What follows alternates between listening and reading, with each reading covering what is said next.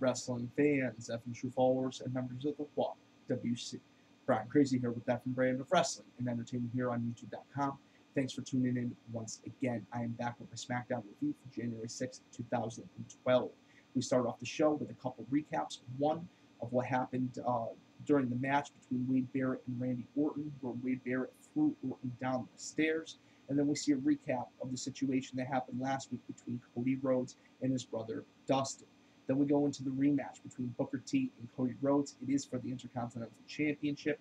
This is a great match. It looks like Booker T is going to pick up the win after his patented scissors kick, but Cody Rhodes reaches deep down inside and somehow kicks out. It was pretty amazing. It was a great match. Cody ends up ducking Booker T, hitting the beautiful disaster 1, 2, 3. Still, your Intercontinental Champion, Cody Rhodes. Then we go into a backstage segment between Cody Rhodes and Dustin Rhodes. Cody tells his brother, hey, you're already a joke, but you're not a laughing stock. But if you try to put on those gold tights and that face paint one more time, I'm going to make you one. I can't wait to see Dustin Rhodes come back as Goldust and show his brother a lesson. I mean, I like Cody Rhodes. I like the character. I like his in-ring work. But this is a great way to bring back Goldust, and there's been a rumor that they might fight at WrestleMania 28. Wouldn't that be fitting, possibly his Goldust last match or one of his last matches?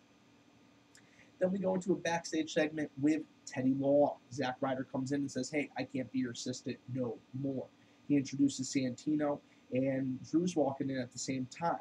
If Santino can defeat Drew, he can be Teddy Long's new assistant. If Drew loses, he's going to continue to be on thin ice with the general manager. Then we go into a backstage segment between AJ and Alicia. Daniel Bryan comes in. This is when the girls were talking about Daniel Bryan's ego. He questions AJ's friendship with Alicia, and AJ says, hey, I just care about you. Then we go into an over-the-top rope challenge between Hornswoggle and Heath Slater. Interesting match, I do have to say. The little guy sure did bring it to him, and he actually got Heath Slater over the top rope somehow. And Slater actually tried to attack Hornswoggle post-match until Gabriel came out. I wonder if there's going to be a feud between the former tag team champions. Then we see Unico or Camacho come out, and he actually picked up the win over Ted DiBiase before this match started.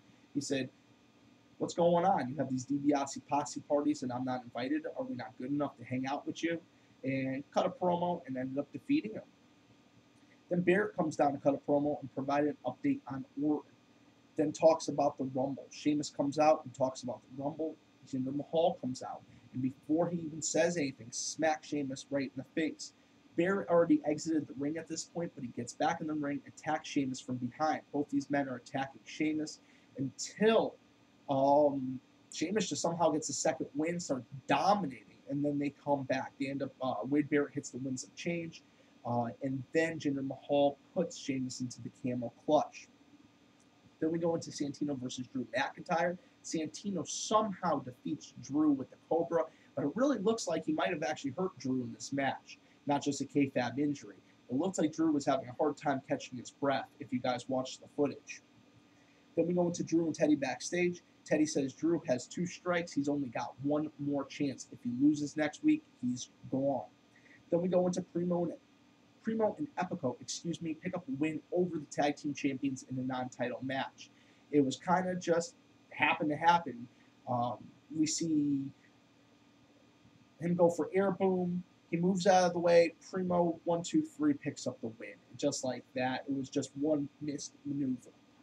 Then we go into Big Show and Daniel Bryan backstage. The guys are talking, and this turns nasty quick. Big Show's still trying to talk to him civilized, and Daniel Bryan just has nothing on. Big Show tries to put his hand on his shoulder. He's like, get your hand off of me.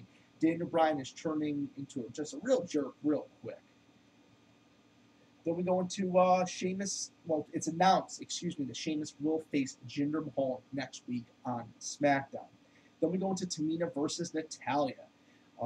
Before this happens, we see a recap of the main event of Raw, and then we go into the Divas match, Tamina versus Natalya. This was fantastic. Tamina picked up the win via Superfly Splash. I swear she gets more air than her father did. It's incredible. She is such a great talent. Then we go into the main event. Mark Henry's on commentary. It's Daniel Bryan versus Big Show. Daniel Bryan's smart. He knows he can't beat the Big Show, so he gets up in Mark Henry's face. Mark Henry pushes him. Disqualification happens. Daniel Bryan wins by DQ and gets to keep his title. Daniel Bryan is, like I said, turned into a real jerk real quick. I can't wait to see what happens at the Royal Rumble, and I can't wait to see what happens on Monday Night Raw after we saw Chris Jericho return and the huge ending of Raw involving Kane, John Cena, and Zack Ryder, where Kane either tried to eat Ryder or rape him. I don't know. Thanks for checking this out for the effing brand of wrestling and entertainment here on YouTube.com. My name is Brian Crazy. Thanks for watching, and I'll catch you later.